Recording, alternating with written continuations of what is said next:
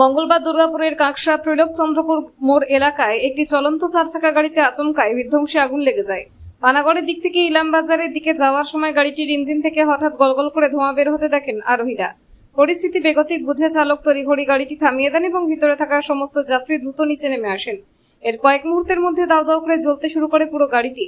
ব্যস্ত রাস্তায় এই অগ্নিকাণ্ডের ঘটনায় স্থানীয় বাসিন্দাদের মধ্যে তীব্র আতঙ্ক ও চাঞ্চল্য ছড়িয়ে পড়ে।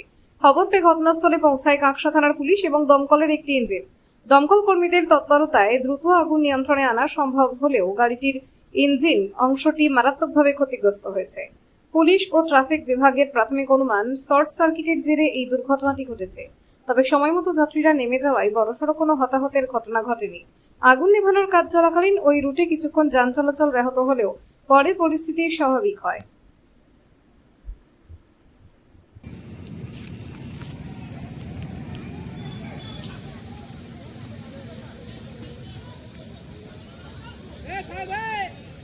Hey,